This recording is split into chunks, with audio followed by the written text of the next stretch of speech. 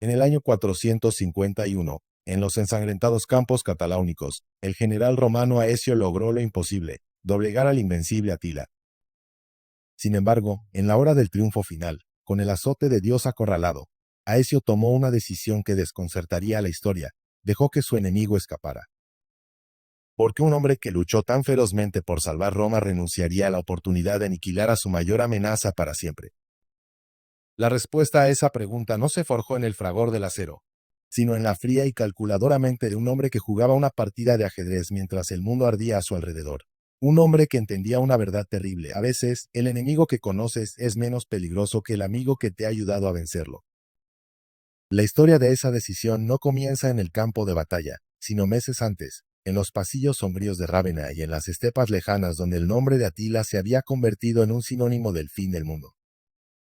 El aire en la Galia se había enrarecido, cargado con el polvo de los refugiados y el hedor del miedo. Cada caravana que llegaba a las ciudades amuralladas traía consigo historias que helaban la sangre, relatos de ciudades convertidas en cenizas, de poblaciones enteras pasadas a cuchillo, de campos sembrados de sal. No eran las incursiones habituales de tribus germánicas buscando tierras o saqueo, era algo distinto, algo primordial. Era una marea humana, un océano de jinetes surgido de las estepas orientales con un solo propósito: la aniquilación. Al frente de esta marea cabalgaba un hombre que se pronunciaba en susurros, un hombre que hacía que los niños dejaran de llorar y los hombres de armas comprobaran sus defensas: Atila. El Imperio Romano de Occidente, una sombra de su antigua gloria, carcomido por la corrupción interna y las décadas de guerra civil, se enfrentaba a su prueba definitiva. Su corazón, Italia, estaba protegido por los Alpes, pero su alma, la Galia, con sus ricas tierras y su arraigada cultura galorromana, estaba expuesta, temblando ante el avance imparable de los hunos. En la corte de Rávena, un laberinto de intrigas donde los eunucos tenían más poder que los senadores, un hombre observaba los mapas con ojos que habían visto demasiadas traiciones y demasiadas derrotas. Era Flavio Aecio, el patricio, el magister militum, el último de los romanos. Era un hombre forjado en la frontera, que había pasado su juventud como rehén entre los propios hunos, conociendo sus costumbres, su idioma y, lo más importante, su forma de pensar. Entendía su concepto de la guerra total y la lealtad basada únicamente en la fuerza y la victoria. Aecio sabía que las legiones de Roma, mermadas y desmoralizadas, no podrían enfrentarse solas a la horda de Atila. Necesitaba aliados, pero los únicos aliados posibles eran aquellos a los que había pasado la mayor parte de su carrera combatiendo: los pueblos germánicos asentados en la propia Galia. Su mirada se detuvo en el reino más poderoso de todos, el de los visigodos, bajo el mando de su anciano y orgulloso rey Teodorico, un hombre que despreciaba a Roma tanto como temía a los hunos. Convencer a Teodorico de unir sus ejércitos a los de su antiguo opresor para luchar contra un enemigo común sería la tarea diplomática más difícil de su vida, pero Aecio sabía que sin los fieros jinetes visigodos, la Galia y con ella Roma estaba condenada. Así comenzó un viaje desesperado, no con el estandarte del águila imperial en alto, sino con la humildad de un suplicante, un viaje para forjar en el fuego de la necesidad una alianza que nadie creía posible. El encuentro tuvo lugar en Tolosa, la capital visigoda, no en la opulencia de un palacio romano, sino en un gran salón de madera austero y resonante, cuyo aire estaba impregnado del olor a pino, cuero y desconfianza. Teodorico, con su larga barba blanca y ojos que parecían contener la historia de un siglo de migraciones y guerras, escuchó a Aecio con una paciencia gélida. A su lado, sus hijos, Turismundo y Teodorico observaban al romano con hostilidad manifiesta. Eran la nueva generación, jóvenes y ambiciosos, para quienes Roma no era más que un imperio decadente y corrupto, un enemigo al que saquear, no un aliado al que defender. Aecio habló con una franqueza brutal, despojándose de la arrogancia imperial. No pintó un cuadro de gloria compartida, sino de aniquilación mutua. Atila no distingue entre romano y godo, argumentó, su voz resonando en el silencio tenso. Para él, todos somos ganado que estorba en su camino. Él no busca conquistar tierras para gobernarlas, busca borrarlas del mapa. Cuando haya terminado con nosotros, vendrá por vosotros. Vuestras granjas arderán igual que las nuestras, vuestras mujeres y niños sufrirán el mismo destino. Teodorico permaneció impasible durante largo rato, acariciando los relieves de su trono de roble. Había luchado contra Aecio en el pasado. Conocía su astucia, su capacidad para manipular las palabras y los tratados a favor de Roma. ¿Y qué nos ofreces, Romano? Preguntó finalmente, su voz grave como el rodar de una roca. Tierras que ya son nuestras por derecho de conquista. Oro de un tesoro que sabemos vacío. Promesas de un emperador títere que apenas controla su propia corte. Aecio se inclinó ligeramente hacia adelante, su mirada fija en la del viejo rey. No ofrezco nada de eso. Os ofrezco una oportunidad. La oportunidad de que vuestros nietos tengan un mundo en el que vivir. La oportunidad de que el nombre de visigodo no sea solo una nota a pie de página en la crónica de la destrucción de Atila. Lucho por Roma, sí, pero hoy, en este momento, Roma es solo el primer muro que se interpone entre él y el resto del mundo. Si ese muro cae, la inundación os ahogará a todos. Fue Turismundo, el hijo mayor, impetuoso y ansioso por demostrar su valía, quien intervino. ¿Y por qué deberíamos confiar en ti, Aecio? ¿Acaso no fuiste tú quien nos masacró en la batalla de Arles? Aecio no desvió la mirada. Sí, lo fui. Y si mañana los visigodos amenazaran de nuevo a Roma, volvería a hacerlo sin dudar. No estoy aquí como un amigo, Teodorico. Estoy aquí como el único hombre que se interpone entre vuestro pueblo y el fin de todas las cosas. Podemos ser enemigos mañana, pero si no somos aliados hoy, no habrá un mañana para ninguno de nosotros. Hubo un largo silencio, un pesado manto de deliberación. Teodorico miró a sus hijos, luego a sus nobles, y finalmente sus ojos se encontraron de nuevo con los del romano. En la mirada de Aecio no vio súplica, sino la certeza aterradora de un hombre que ha contemplado el abismo. Lentamente el viejo rey asintió. Reunid a los hombres, ordenó. Cabalgaremos contigo, Romano, no por tu emperador ni por tu imperio. Cabalgaremos por nuestra propia supervivencia. La alianza, frágil como el cristal y forjada en el miedo, se había sellado. A ella se unirían los burgundios, los francos ripuarios y los alanos de San Gibano, un pueblo nómada cuya lealtad era tan cambiante como las arenas del desierto.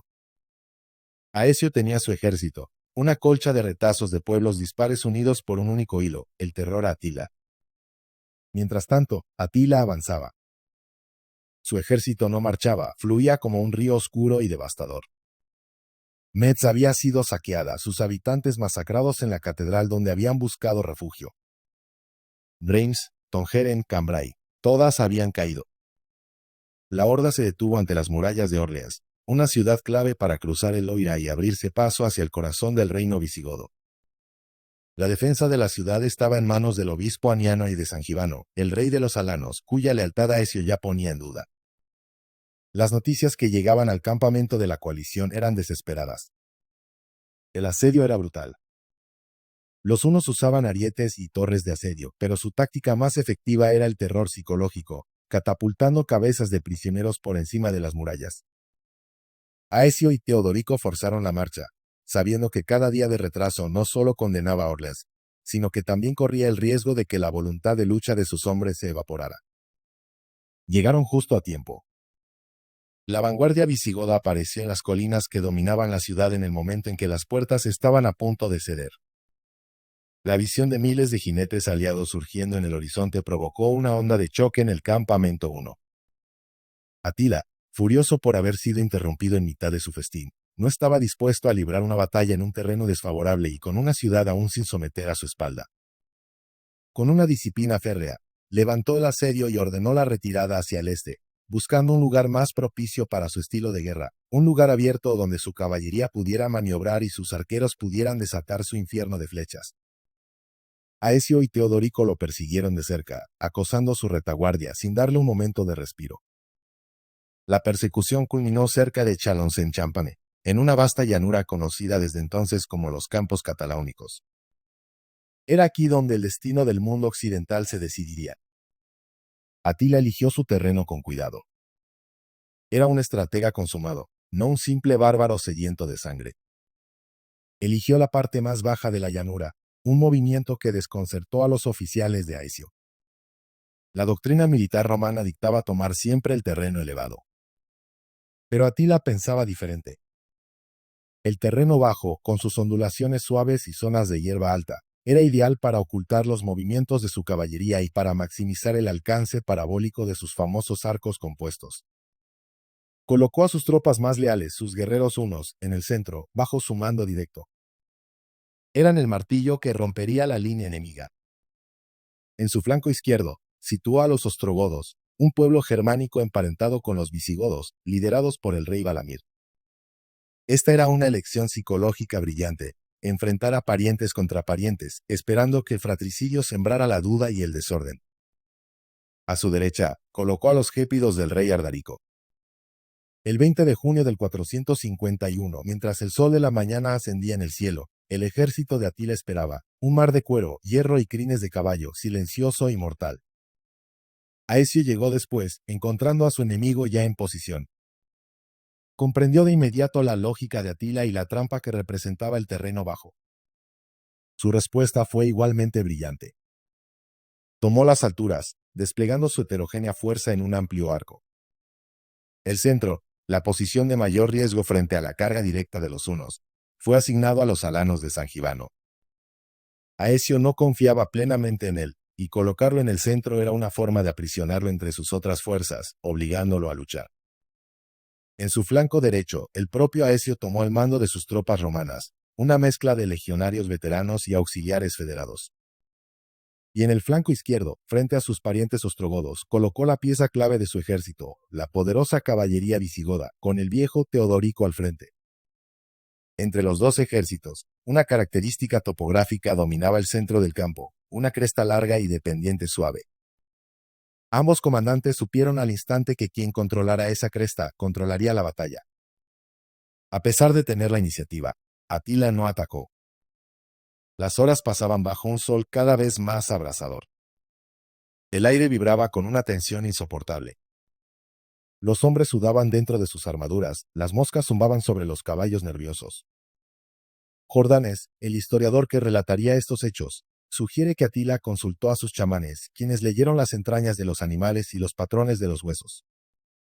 Las profecías fueron ambiguas, predecían una gran derrota para los hunos, pero también la muerte de un rey enemigo.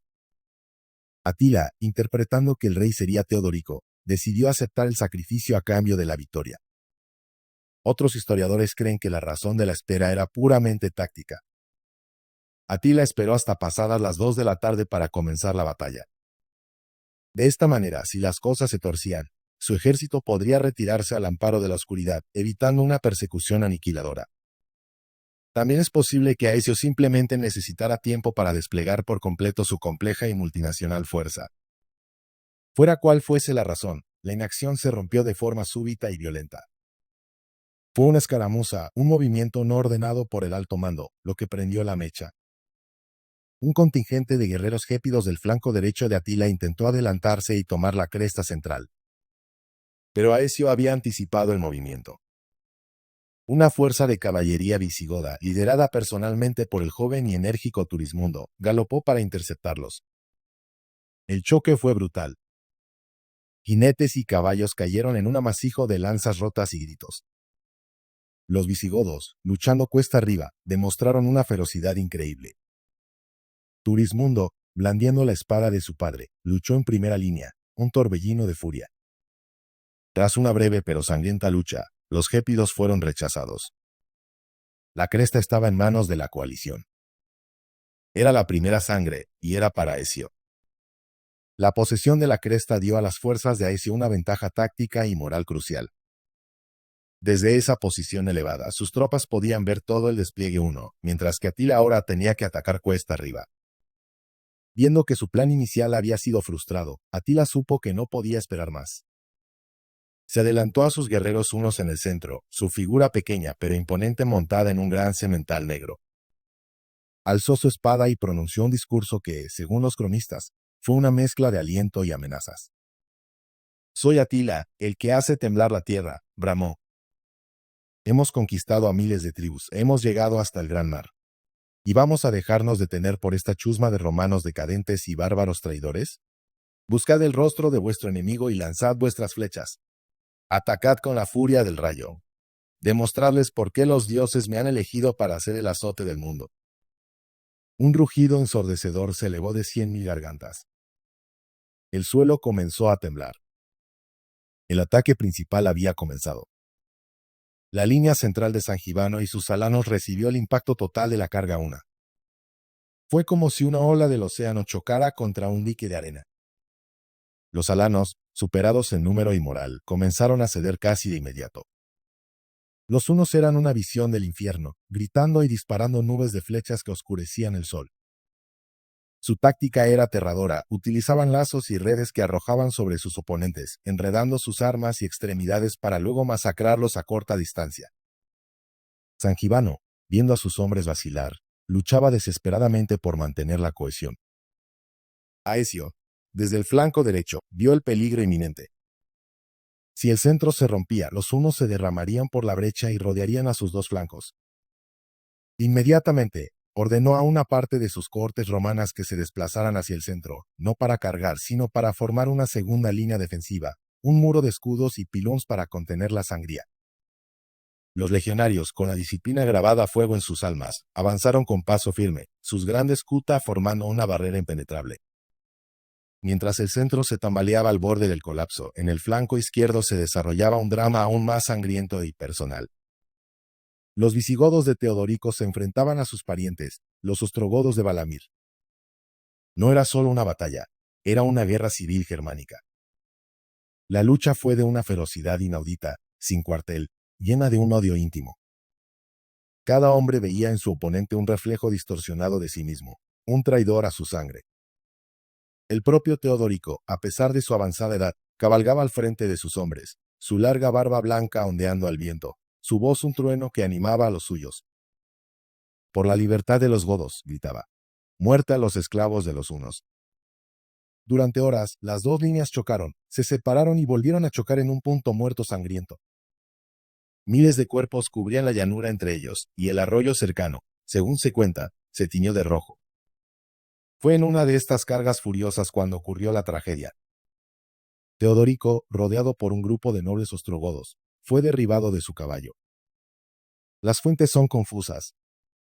Algunos dicen que fue una lanza perdida, otros que su propio caballo tropezó y lo aplastó en la caída. Sea como fuere, el viejo rey yacía en el suelo, muerto o moribundo, y el estandarte real cayó con él. Un grito de triunfo se elevó de las filas ostrogodas, y un gemido de desesperación de las visigodas. Este era el momento que Atila había previsto, el momento en que la muerte del rey enemigo rompería la moral de sus tropas. Por un instante, pareció que la profecía se cumpliría. Pero lo que sucedió a continuación desafió todas las expectativas.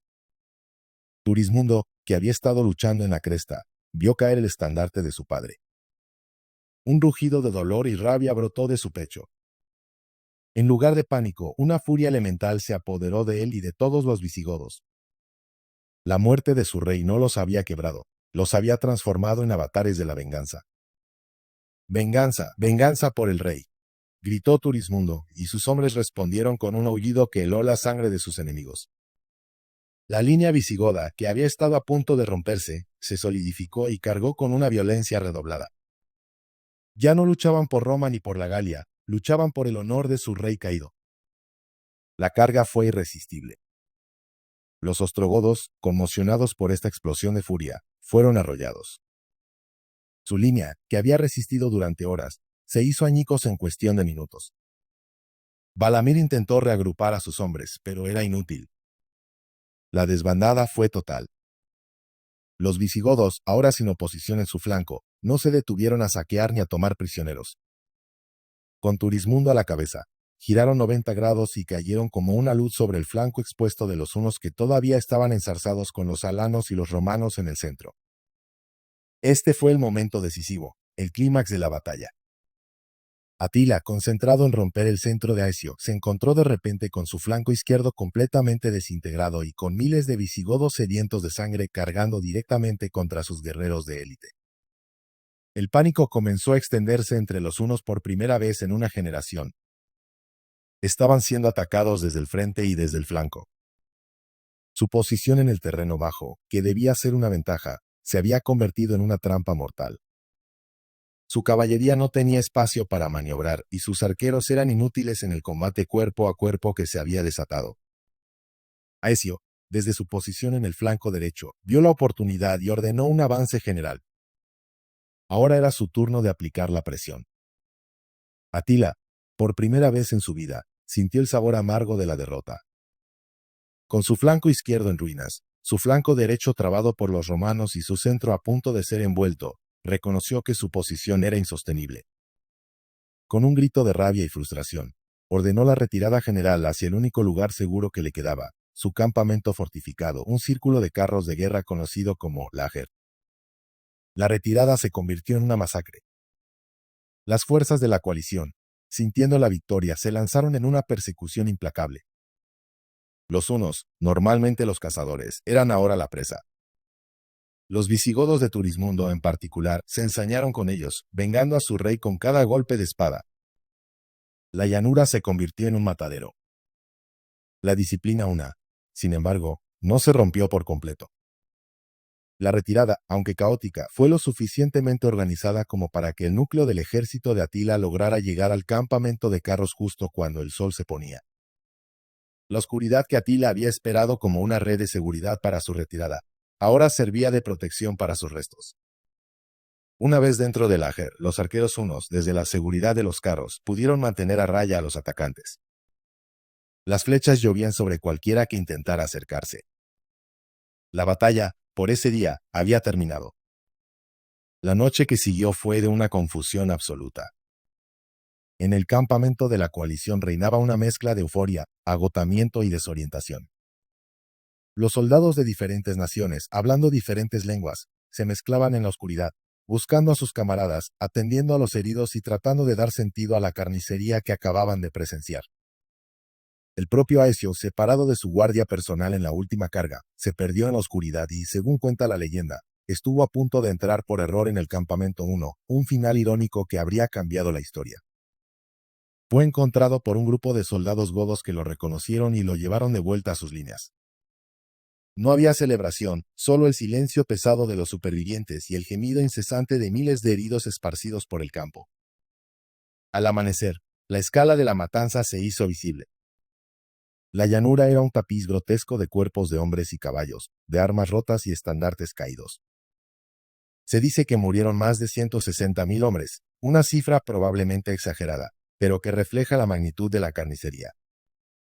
Un pequeño arroyo que cruzaba el campo, el Puna, estaba tan obstruido por los cadáveres que se desbordó, sus aguas rojas de sangre.